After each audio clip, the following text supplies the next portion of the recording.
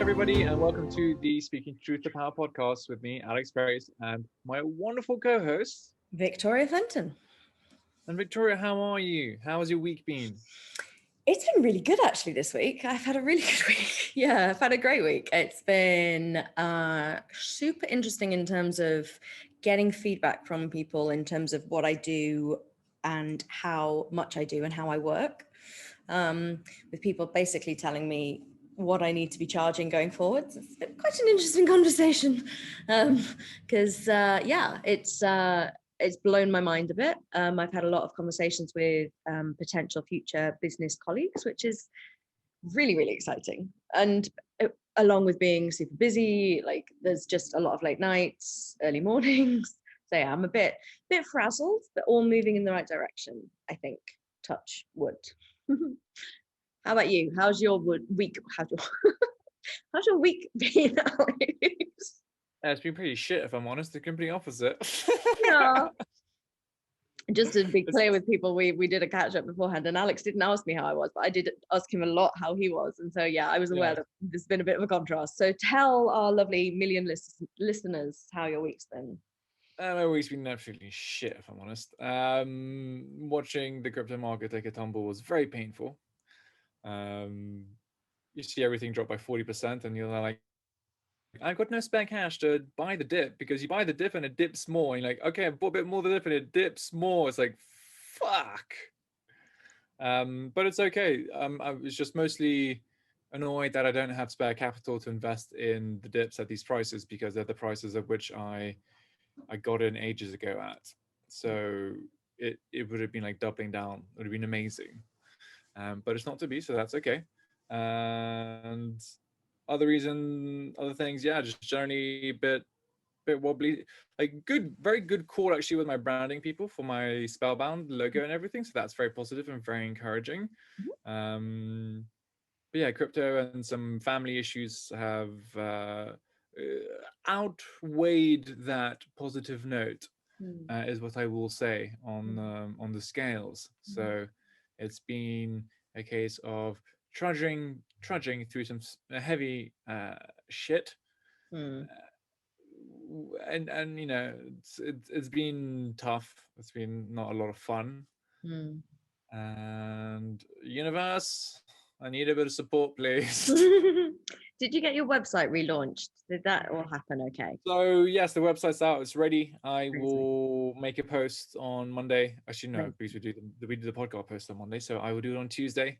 So I do it on Tuesday to do a nice big release about it, saying the new website is out and how I now do my work. So, universe, please direct whomever. All the people that need some magical wizardry towards Alex. Yes. Come to me, babies. Come to me. I got you. So yeah. But this week's topic is a very interesting topic. It is a topic which, for some, can be deemed controversial, can be deemed very powerful, could potentially be deemed, something that's lost its original roots, potentially. Something we will endeavor to explore within our wonderful podcast session. And the topic is, of course, Me Too, or as people want to say, hashtag Me Too. A very, at the base of it, wonderful movement, but potentially there was a fork in the road, and it may have gone down a slightly different path than was originally intended, is what I will say very politically correctly. Victoria, what do you think about the Me Too movement? Well, the first things first is like, it's probably worth saying, like, why do you as a man feel like you have anything to say in this area? Because technically speaking, whilst I did at one point know the original roots of the Me Too movement, I have forgotten them, and they were weirder than you think they are. I mean, it's Googleable, but this is not a factual podcast about the Me Too movement. This is a discussion about the energetics behind it. So yeah, as a man, normally you would be excluded from this conversation as you don't know anything about it.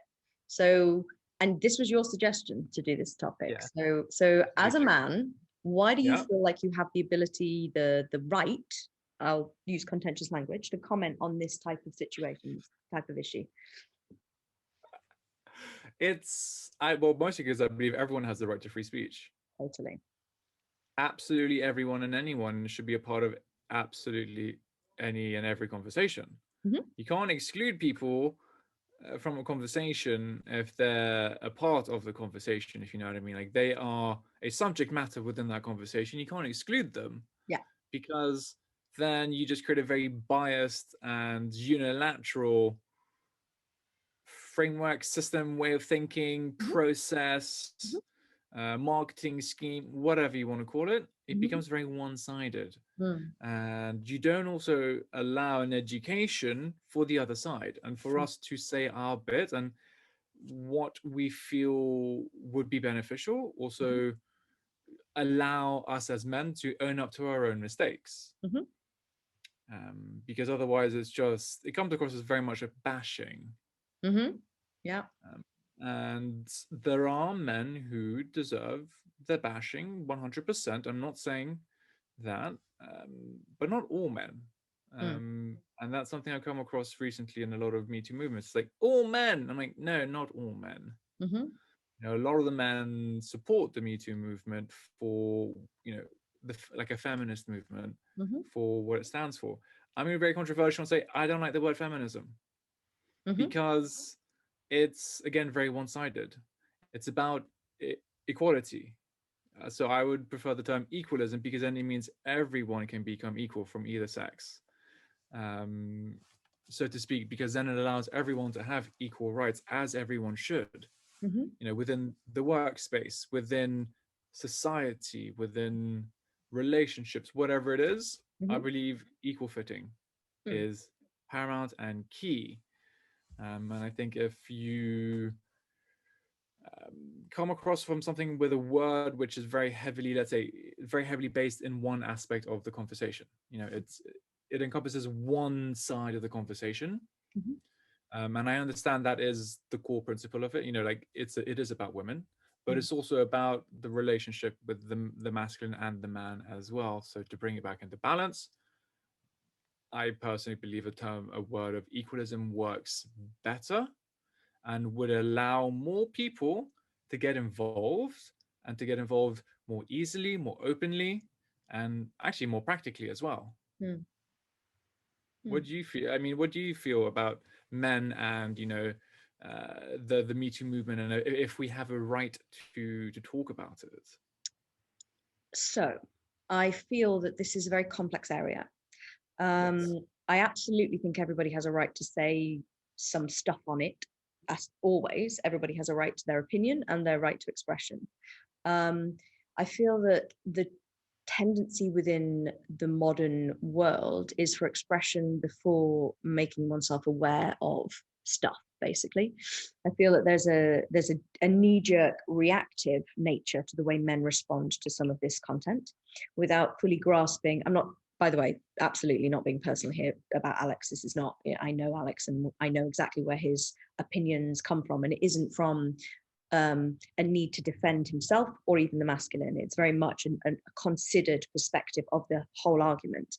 That's rare. It's not the case always that men in this conversation, women in others, but men will do the work to make themselves aware of the complexity of experience that women go through in life, to then actually be able to have an opinion in this arena that is based in awareness, not knee-jerk reactionism and defense of the masculine. So yes, conversation, in my opinion, should always be had. Never use always, Victoria. Fruitful conversation is better had when both parties have a basis in awareness of the other side of the argument. Like, I mean, if anybody did debate club in school, you prepared both sides of the debate, so you knew both sides of the argument, and that's just the way to make sure you're across the spectrum. And I think that damage has been done on both sides in all of these polemic type of arguments with a lack of self-education in your stance of everything. And we had this when we spoke about the vaccines. Like, I've had quite a lot of feedback on that podcast where people were like, you really knew both sides of the argument. It's like, of course. I'm not going to make a decision about something by literally feeding into my vacuum of one-sidedness. That's not effective decision making. That's not education. That is, echo chambers. So within Me Too, I absolutely think everybody has a right to speak about it. I think that the masculine is very unaware of the experience of the feminine, the neurological lived experience of the feminine. I think that both masculine and feminine, and just for avoidance of all political correctness, like, just lose your gender. Like, we're not going to say every time people who identify as women, people who identify, it's a waste of breath, but we get it and we're really inclusive.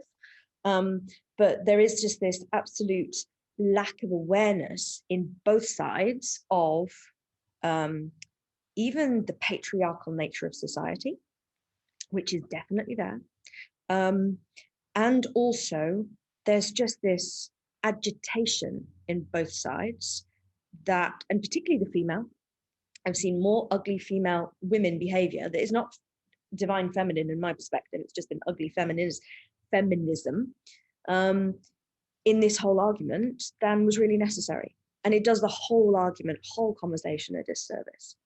And to speak on the word feminism, yes, I get what you're saying. I have a thing about people, not you specifically, but this whole, let's break down an argument because of English semantics, language semantics. Like, if people want to take against feminism because they think it means women are better, like, just read a dictionary. Like, it was about female equals, not about women. But I get it totally. If there is a reason why people can knock down an argument because it's got fem in the title, then let's change all the language. Because if people are that narrow-minded that they can't see the energy behind the sentence, then fine, let's change the conversation. But that would be kind of my take on whether men can take part in this conversation. Very interesting. So if we look at Me Too, Yes. what is your perspective as a man on the way it started? There's this is how it started, this is how it's going, things on Instagram, which like really confused me. Anyway, not a real person, as we've all found out. Yeah. Alex is pulling his real face right now as he's on the YouTube. Anyway, so what do you make of the how it started versus where it went? Like, from a man's perspective, tell me what Me Too was to live through for you. So, in terms of where Me Too began and where we are now, let's say I'm going to use very interesting examples, and please don't hold it against me, but I'd say in the beginning it was like, let's compare it to daisy picking in the field, right? And then it turned into the zombie apocalypse. Is essentially what happened, and it was horrendous to be a part of. Okay. Mostly because as a man, you had no idea what was okay suddenly and what was not okay. Okay. And even if you were completely fine with things, and certain girlfriends of yours, whether it be girlfriends, wives, lovers, friends, whatever, right? Let's just call them female I'll just call them female counterparts. Mm-hmm. Just to make it easy. So it would be interesting because they would be triggered because of the movements. Mm-hmm. And even though you know that you hadn't done anything untoward, and they also would admit it, but it would be that projection of anger towards the masculine, and towards men who are the embodiment of the masculine. Mm-hmm. In physical form. So it was very interesting to see a lot of people get very angry at men who had always kind of been supportive and had always been there. Mm. And then having stuff being taken out on them. Mm. Which was interesting to be a part of, I have to say. Mm-hmm. Not always great. It was always, it was how to say this. It was beautiful to see women stand up for themselves and to have, righteous anger. Yeah. That type of energy and drive to change things. Mm-hmm. it became quite toxic, in my opinion, because people actually hadn't done the work on themselves to help remove a lot of old trauma and wounding. So it became a lot of it felt like a projection. And I would see that frequently on interviews, on online and everything. It very much felt like massive projections from their own state of wounding, because it started encompassing all men. But in the beginning of the movement, it was great because it made people aware of, I guess you want to call it locker room talk. I guess that's what the Americans call it. Hmm. So like boys talk, locker room talk, and everything, and it made you aware that actually potentially this stuff is not very healthy, Hmm. and that this stuff is actually quite toxic. Mm. Um, and the funny thing is, both sides do it, right? You know, women talk about men, men talk about women. Mhm. Um, they'll be to different degrees and in different ways. Mhm. But some of my friends have shown me their group chats on how they talk about men, and it's just as bad, if not worse, than how men talk about women, It's interesting. which was very surprising. I'm not gonna lie; like I was not expecting it. Well, and just to Um, like stand up for all women listening, that's not all women either. no, That's no, no, gotta no, no. come from. No, no, no. Again, like I said, the women who had shown me their group. I'm not saying all women. I'm saying this is certain women who had shown me their group chats on, and I was very, very surprised. It was very, very Mm. interesting, I have to say. Um, but the beginning of the movement, it was powerful, and it needed to happen. And a lot of people in places of power needed to be taken down. So, prime example, Harvey Weinstein, right? So prime, like, political, like, in your face, like, yeah, celebrity, and for whatever reason, because you're a celebrity, it makes it a bigger scandal, um, even though it happens in the workplace, um, very, very frequently, and I've seen it, those type of things happen in the workplace. So I was very happy for it to happen. It then turned into, I don't want to say a witch hunt, but then it felt as if the movement kind of derailed a little bit, and it felt energetically as if it became quite insipid, and it became quite, um, very much like a viper. I feel very like snake energy, very dangerous, very venomous, um, which for me, it detracts from the core message of bringing women up. Bring it, not women, but let's say bring it, literally for me, like bringing the feminine up into a state of balance. Um, and I don't believe that attacking one side or making one side feel worse is going to equate to balance, to achieving equality. And that's what I saw a lot of, and that's what I experienced a lot of, especially within the consciousness field. And that's what I was literally having. It's very interesting having to like deal with it on a masculine body.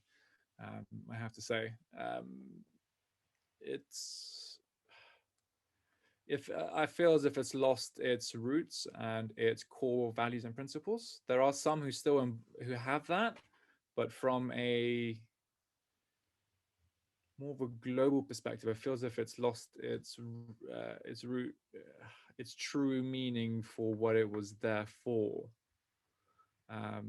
And I wish, and I still do wish, that men would become more a part of it, because let's say we're in a patriarchal society, men hold positions of power currently for the most part. Let's say if you can affect and change those people in the positions of power, you can get a trickle down effect much more quickly, in my opinion, because then you change the culture from the top down. And for me, culture starts from the top, especially, and I'm talking from a work perspective here, from a business perspective, which can then trickle down into other aspects of life.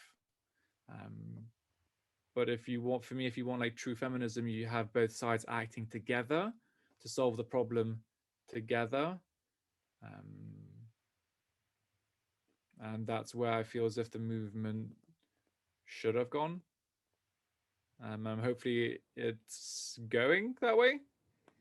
Um, I would like to think so. I hope so.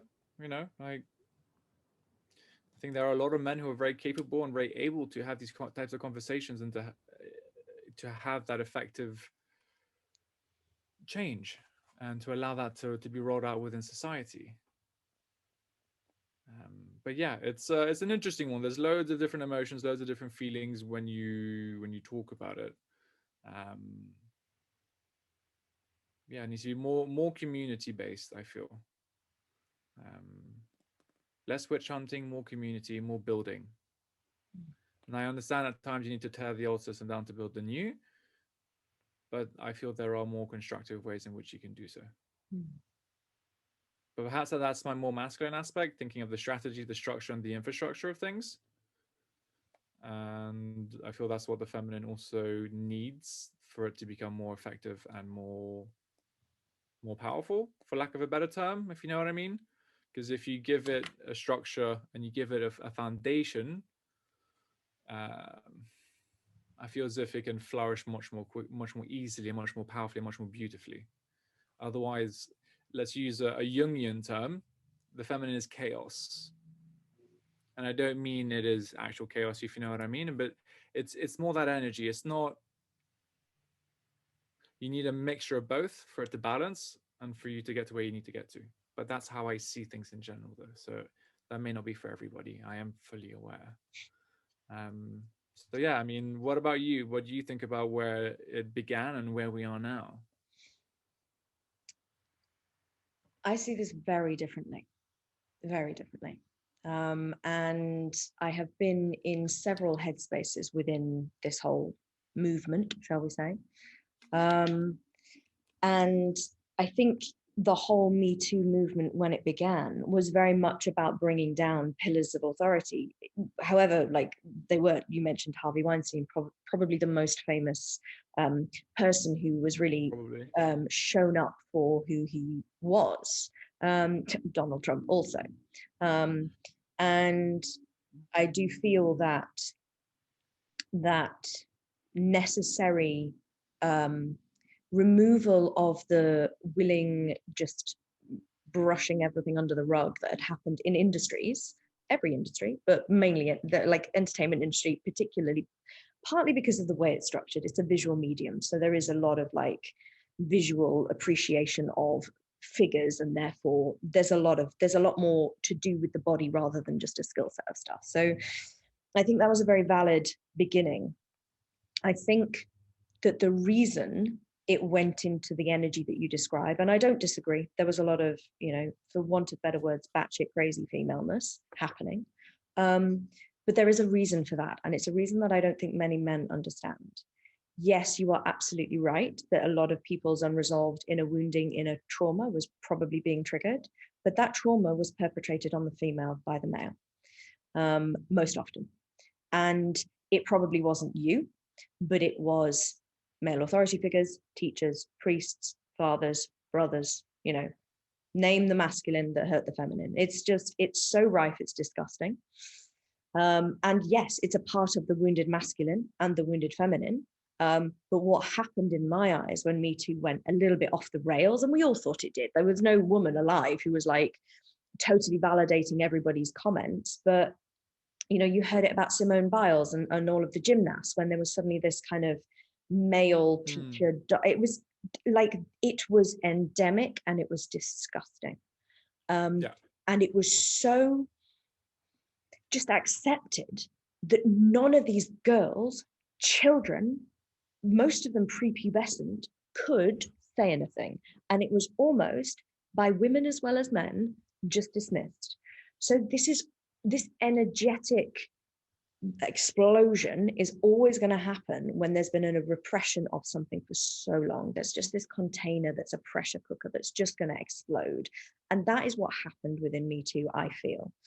And there was a moment in the middle of it when suddenly everybody was like complaining at everything, like being wolf whistled out on the street by builders became the worst thing in the world. And then every man didn't understand whether they were allowed to give a woman a hug, and I had that with a couple of men who I went to get them a hug, and they were like and you can feel this kind of constriction energy, and you're just like, well, like there was a line that men suddenly were like, I don't know what I can do. And yet during that I was thinking to myself, well, it's not that terrible if a builder wolf whistles at you when you walk past a building site, is it? Completely up to you, I think. Is it though? because No, I know, as in your emotional reaction to it, like certain well, women. and I totally agree with you, and they're almost within all of these things has to be an overcorrection in the opposite direction to eventually get to balance, is what I feel. And when we're looking at why does a man feel like he's allowed to say on a street, like, looking good, love, like, what gives you the right, like, honestly, what gives you the right to look at my body as if it is something that is for your visual pleasure and your visual pleasure alone? That's wrong.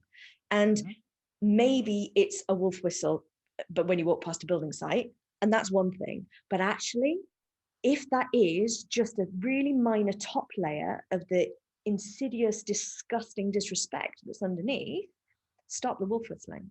And I wasn't at that point. At one point, I was very much, come on, women, like, for fuck's sake, grow a pair, for want of better, more PC explanations. I've learned I'm not allowed to say grow a pair anymore. Like, what? So there's this kind of like, toughen up a little bit, women. And yeah, apparently it's not PC to say grow a pair. It's a bit gender biased. But honestly, the things that you just like, anyway.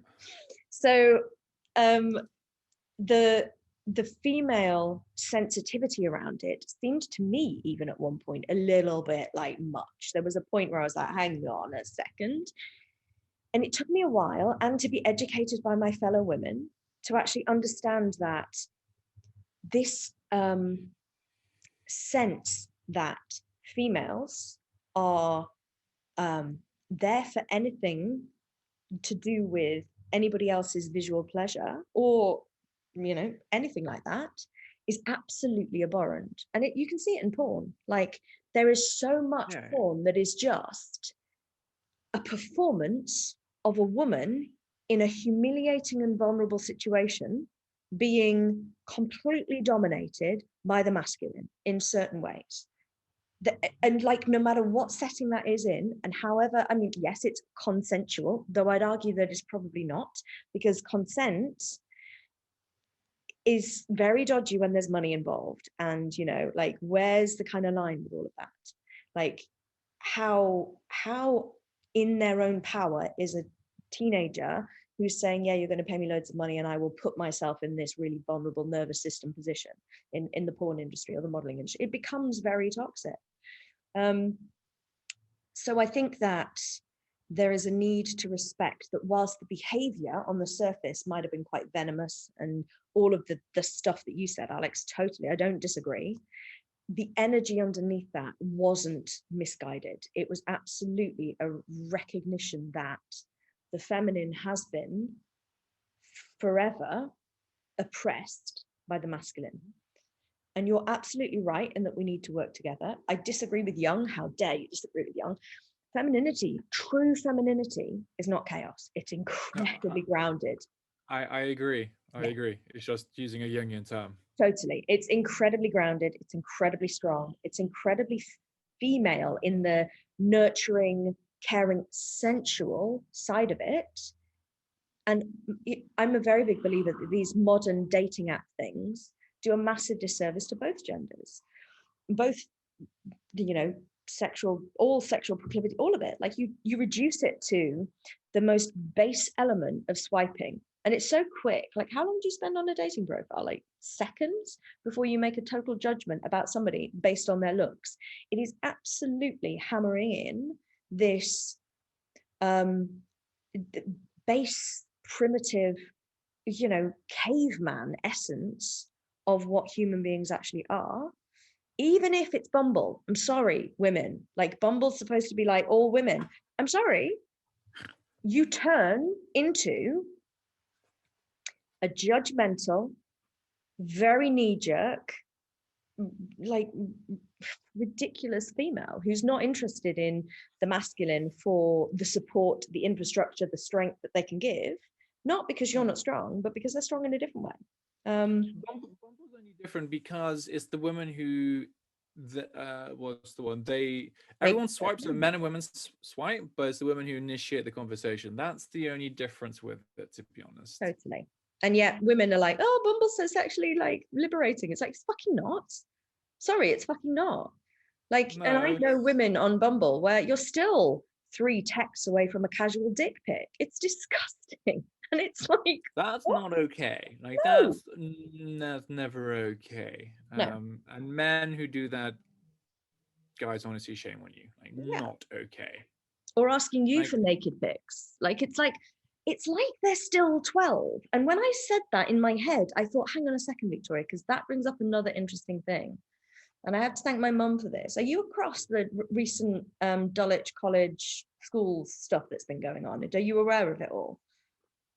something happened at Dalit. It Yeah. wasn't recently. It was like what, a few weeks ago, months ago, or something. Yeah, I think it was after the Sarah Everard thing. I've been struggling to get on top of this because obviously I'm not in the UK, so I'm not kind of there.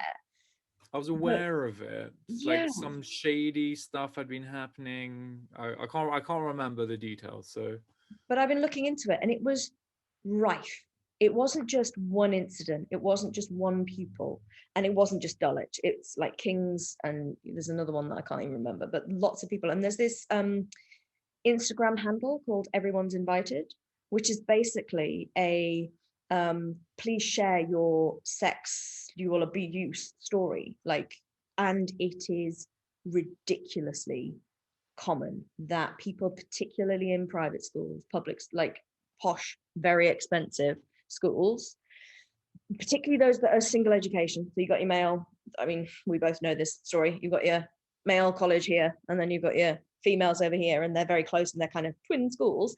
And there's just this kind of abuse perpetrated on the girls by the men, and technology runs it. So, sharing photos. There's apparently this app called, what was it, Waggle It or something like that, where you could rate a woman based on her looks and what sexual act she would like to do to her.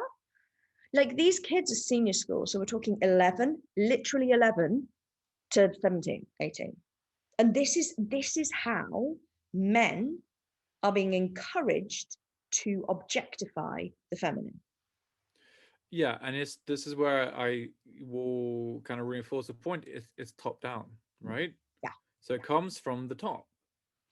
It doesn't come from the kids themselves. Like, the kids themselves are innocent beings, right? They get educated, and it's put out there for them by their elders. Mm-hmm. Whether it's 4 years older, 10 years, 15, 20, 30, 40, 50, 60, whatever, right? Yes. Their elders is put across from them, and it's a top down system. Mm-hmm. And I will stand firm on the point that true change happens from the top down, Mm-hmm. because otherwise you're like, oh, there's grassroots movements. I'm like, great, you're going to get nowhere because it's grassroots. You Mm. need to affect the top of the mountain. Mm-hmm. You need to get to the top, and then once you change the top, you can change everything else. Mm. If you are doing a movement like Me Too or Free Palestine, for instance, which is happening Yeah. currently, Yeah. or any movement, right? XR, right? If you don't get to the top, you're going to do sweet fuck all. Mm. I'm sorry. My personal opinion is you will do sweet fuck all in the grander scheme of things. Mm. You will affect small changes here and there because of publicity. Mm-hmm. Fine. But you're not going to change the institutions and the infrastructure from which everything is built upon, Mm. and therefore no change will happen. To me, it's an incredibly simple concept. It's reality because of the way the world works currently. Mm-hmm. Not And just hopefully the way the world will work in the future, but the way the world works currently. and just to say, this doesn't mean insert a woman at the top of these institutions Yeah. who is manifesting masculine energy, which happens so often. It frustrates the heck out of me how many women I see in positions of power The who masculine. are there because they've got the skill sets and blah blah blah, but they're also living from their masculine. And for It's me, it's a real big commitment of mine that it's going to sound very self-aggrandizing, but I'm going to say it anyway. As I do rise it. up within my profession, and as I get to where I am at within my skill set and the sort of 17, 18 years of experience that I have, and where I'm moving with my business that brings it all together, I am not going to do it from a masculine perspective. I am just not.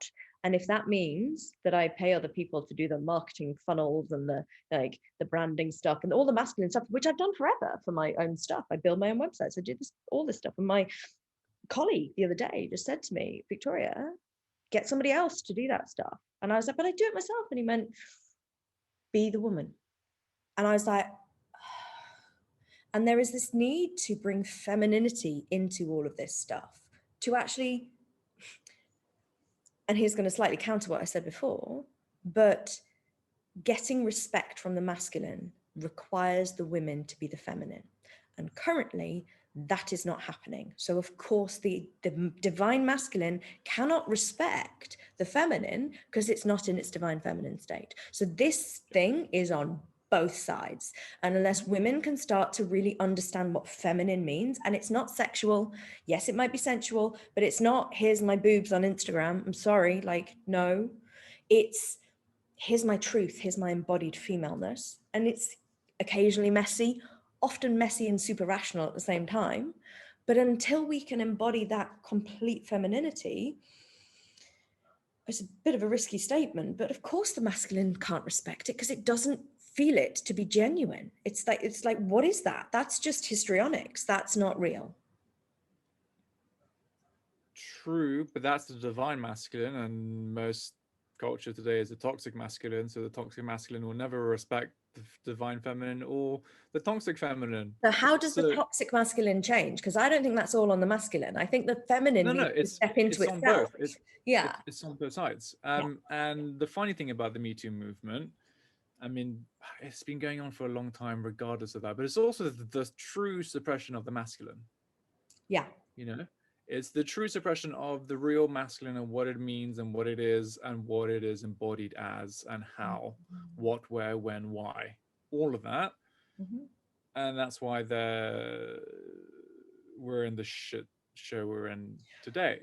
And the suppression of the masculine is from the toxic feminine, which means that when the masculine then goes to deal with the feminine that its relationship to is this toxic, oppressive need to push them down feminine, of course the masculine goes big and goes, we're going to humiliate you, we're going to make you a sexual object. It's like these two are playing in together. So everything I said before about women's wounds being why Me Too went the way it did, exactly the same in the opposite like regard. Like this patriarchal society is I don't like the word toxic masculine. I get where it comes from, and again, this is me playing semantics when I said don't, but I prefer wounded masculine.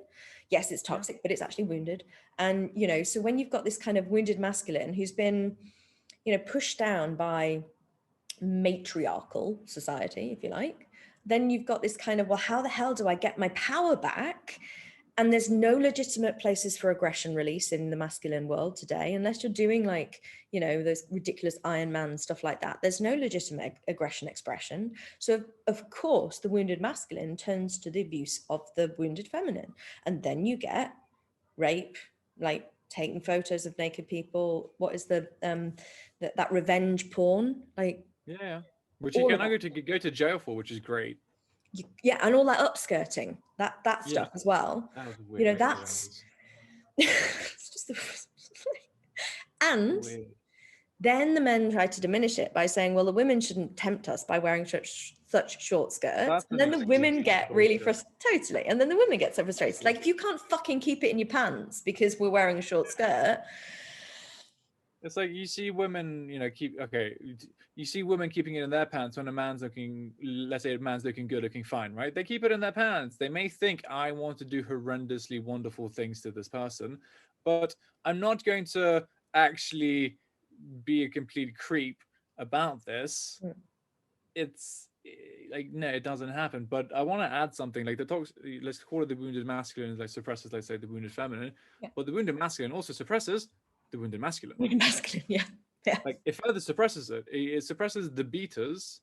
And it becomes a game of alpha and beta. I know there's a new term for sigma as well, which is an interesting concept. Whether or not that's actually, I don't know. It's an interesting theory. What does it mean? I've never heard. Sigma male is essentially someone who they're not a true, so not like a typical alpha. They, how to describe it perfectly? I'm not going to get it right the first time, so I would ask people to Google it as well. But from what I can remember, Sigma male is someone who is not really fussed, not really bothered about how the alpha and how the betas are acting and all that type of jargon. They kind of just go and do their own thing. Okay. Kind of just like, well, that's all fucking rubbish and noise. I'm going to go do my own thing and focus on what's important for me. Yeah. Uh, type of vibe. Yeah. Um, You're but absolutely yeah, so right. I just did a Jamie. I feel like we're now Joe Rogan level of brilliance. great. Jamie, hey Vic, pull that up. Yeah. Okay. What is a Sigma male? A Sigma male is a man within the socio-sexual hierarchy who chooses to live his life outside of the normal social dominance hierarchy structures of society. So yeah, you're kind of there with that. And Sigma male and alpha male are equal and share many common characteristics, confident in their life choices and aim high, but Sigmas choose to sit outside the hierarchy, whereas alphas prefer to dominate it. Yeah, exactly. So you get all of that type of shenanigans within the wounded masculine, trying to suppress that, and the power games within that roles, and then how to exert power and all of that. So it And it's becomes a that very funny thing dark about rabbit hole. power. It's that funny thing about power. It's like I've no problem with alpha men. Like No, but power being used to oppress is very different from power being used to even dominate. I've got no problem with the words dominate. Like there's no need to make society this watered down, filtered version of reality, which I think is the tendency at the moment. That's why, you know, we do our best to like nod our cap to all the like right genders and sexual orientations and all of that kind of stuff, but we're not kind of going overboard on it, because there is some, absolutely a lot of it is valid. A lot of it is just trying to get inclusion by giving yourself a letter in the lexicon of letters. That it's like why do we all need to like have this kind of hierarchical thing and then this society thing, and we need to belong to our group of people, and maybe I'm totally wrong and naive, and I'm just that kind of very stereotypical blonde, white, cisgendered, heterosexual, whatever the normalness of all of that kind of stuff is, where I don't tick any of the minority groups. And maybe I'm just wrong. Maybe if I was in one of them, I'd want a letter and I'd want a gender name and all that kind of stuff. But this kind of watering down of society by making masculine not masculine, dominant, aggressive, powerful, strong, defending the honor, all of that kind of stuff, that's divine masculine. Not, you don't need to like be like wishy-washy to be masculine. You don't need to like delete the machismo, basically. You don't need to delete the testosterone. no. Also, because testosterone is an incredibly important hormone within the body, so we all bloody need it. Like, trying to depress it is it's going to do society no good, and that means no change will happen, because testosterone and like adrenaline are essentially hormones of change and like drive and power. Like if you don't have them, you ain't got none of that. Very easy to push over. That's not lie. People, and it's scientifically proven, people who have less amounts of testosterone are essentially, they appear less manly. They have, let's say, less masculine energy, so to speak. So it's important that you have that, because as men, you need that. As women, you also need and you need that as well. And funny enough, women have the most amount of it when they're on their cycles, which is very amusing. So that's when you are as close to a man as is possible, biologically, if you know what I mean. If like, so it's an interesting dynamic, especially when you start thinking about it within the body as well. But yeah, more, I think there's just a need of more inclusion of conversations of what's actually needed, and how best to implement it. What are the ways in which to implement it? Because we can talk about it all we like, but it's about how you implement it and how you get it done on a nationwide, on a global, oh for God's sakes, on a global state, on a on nationwide, state, community based. Like, you got to think big picture here, and you got to have people who know what they're talking about, and people who are essentially embodying it as much as possible, because then you become a living example of it. Yeah. And that's the thing. And I think for me, there is this need to recognize that the root solution to a lot of the things that we will talk about in our conversations is do your own work. It's always the root. It's always the everything. As Yeah. long as we're wandering around going, oh, it's that person's fault, it's the masculine's fault, the masculine need to do their work. Like there is, everything is one side of a coin, Yeah. and everything has an opposite. That's literally the universal law of like everything. So when you're looking at the fact that the if you're looking at the other principle and saying that that principle needs to do its work, just literally pop a mirror there and go, okay, so where can I, as this side of that coin, take my Yeah. part in this journey and do the Yeah. work which is necessary? And that isn't, I personally don't think that's societal. It's personal first. Yeah. And I don't know where I sit with the whole the racial stuff. So whether that's the whole Palestine stuff that's happening at the moment, that there's a lot of Jewish hate going around. And I'm just like, Oh yeah. I was like, how are we Makes sense. still? How am I seeing anti-Semitic stuff on my feed in 2021? It makes me sick. It's the same principle as the Me Too. It's a suppression of one thing, and then therefore you want to get it. It feels like jealous ex-girlfriend or jealous ex-partners, right? Trying to get back at each other, trying to hurt one another. Like you did this to me, or a toxic relationship, or you want to call it a wounded relationship, whatever you want to call it.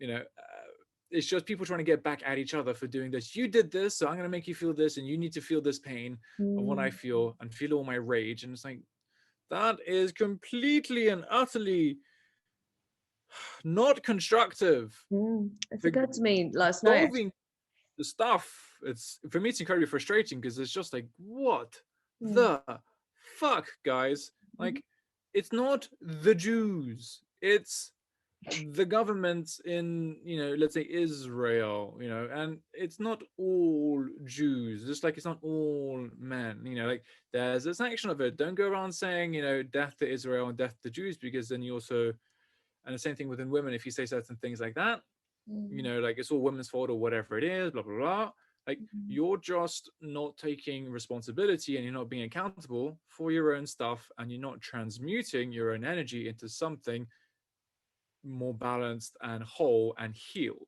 And it's that thing, if you find hate inside yourself, it's inside you. Yeah, exactly. Go work on what's inside you. Don't start externalizing your hatred just because it's cool to have an enemy. Oh yeah. And Oh yeah. so I was saying this to someone last night actually, and it's that kind of vindictive kind of thing that happens instinctively. And yeah, I get it. I get where it comes from, and particularly in a reactive state, that knee-jerk vindictiveness. And it's not appropriate to talk that down when someone's in the thick of it. But there really is this kind of need to respect and recognize that it landed in you. It came to you. If you're saying, you know, this bit about somebody else really annoys me, you're the one getting annoyed. Yes, lay boundaries and all of that kind of stuff. But it's not about pulling everyone else apart for what they're doing. It's about recognizing why it's having an impact on you. And when you get to the bigger conversations about Me Too, about sexual abuse, about all that kind of stuff, I'm not saying that when you have been sexually abused, you need to ask, okay, what was it about me that invited that? That's not what I'm saying. Nope. But what I am saying is that societally, the normalization of this behavior, usually from men perpetrating on women, it's not only how it happens by any stretch of the imagination, but it's an endemic situation that has to be resolved by people stepping into places of power.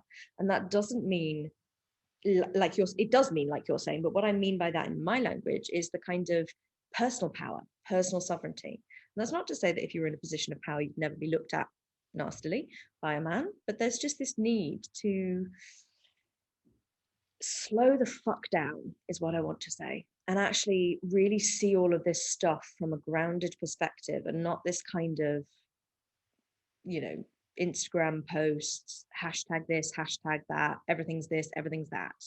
Yeah. And if your actions are making somebody else feel uncomfortable as a response to somebody making you feel uncomfortable, there's something wrong with all of this, because it's just going to perpetuate the cycle of disrespect. Yeah, very much so. And you get nowhere. Mm. You just dig yourself a deeper grave.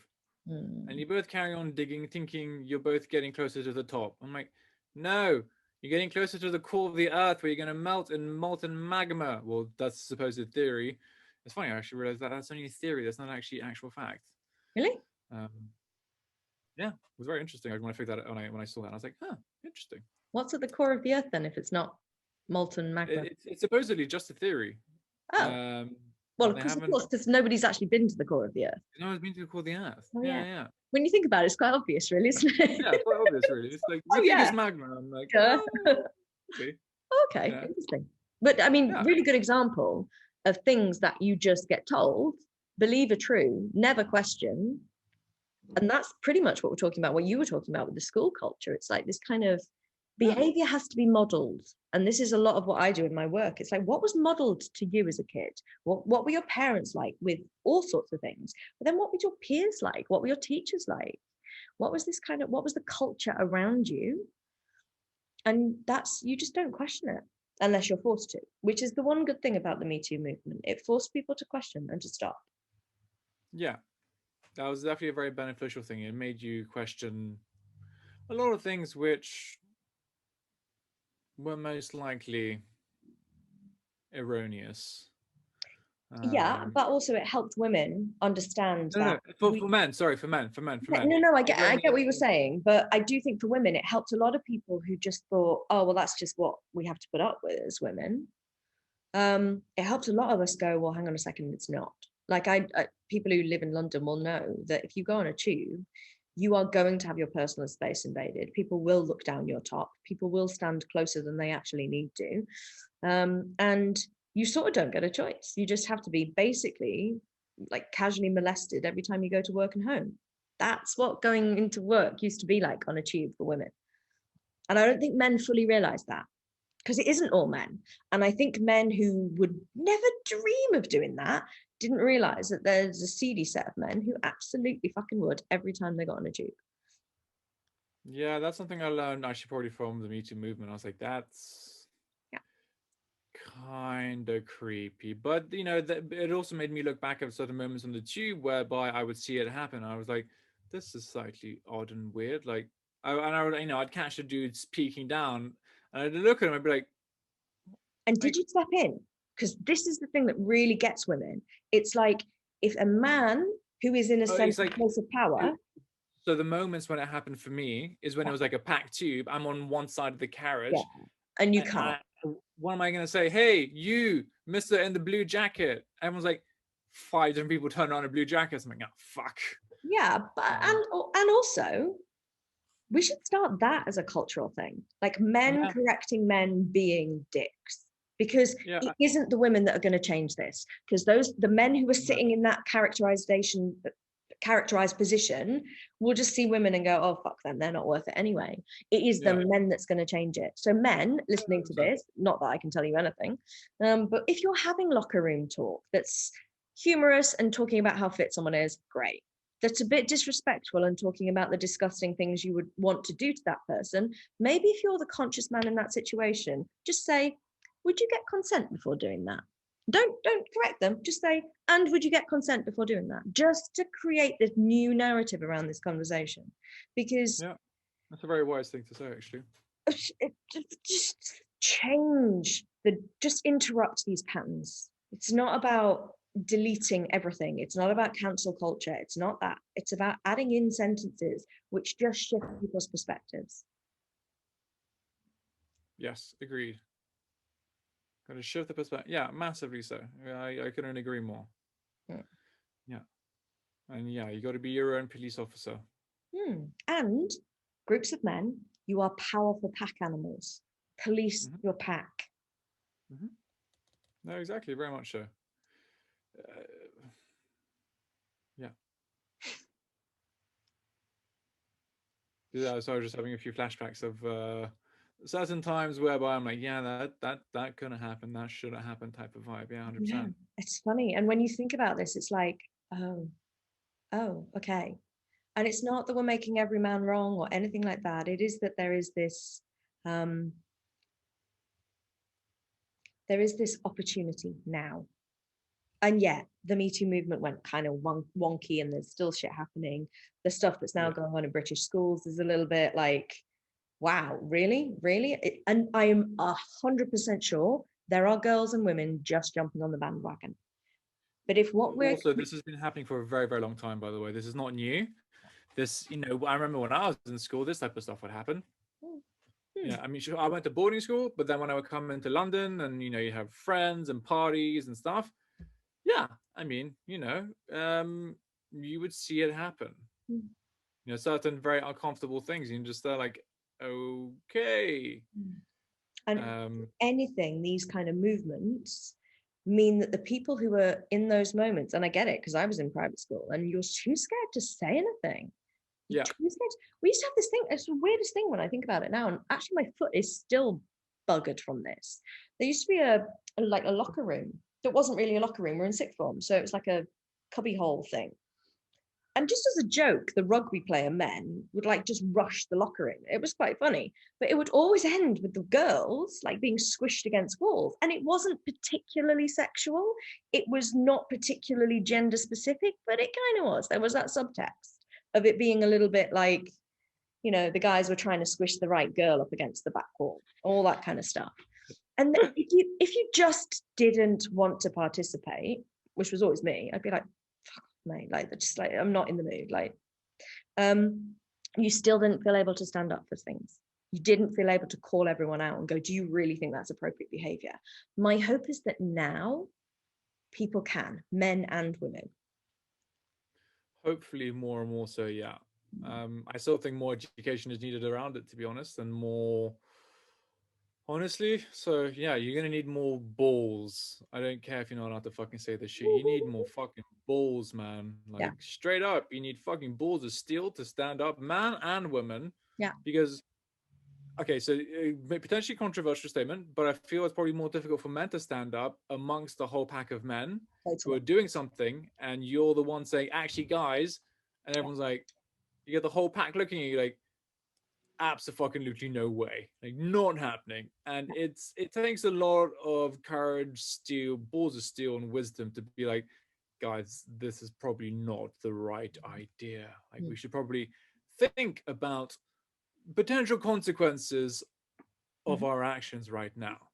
Which is why I say ask the question, because if you ask a question, you invite a different thought process rather than tell people that they're wrong. Because men in that macho, like, oh, I do this to her, like, look at them tits, or whatever you say, I have no idea.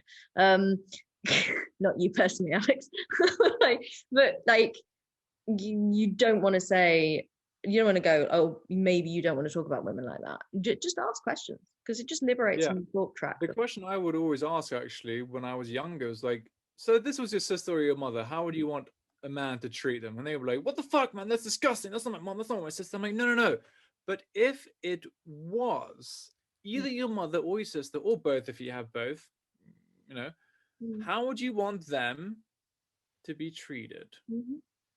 Yeah. Which is a very interesting and makes you consider certain actions before you do them. And then, just to be real as well. It also makes you get consent. It's like, by the way, my lady, whatever your name is, Fiona, Shrek wants to take you to the swamp and not invite Donkey. Are you down? Like, thank you. It's an important analogy to make, so it allows you to at least phrase it that way, and then if you both have consent, go and do what you want to do. Yeah. And just to say, by the way, obviously I live in a slightly weird world because I am in coaching containers and I'm always speaking to people from a coaching kind of perspective.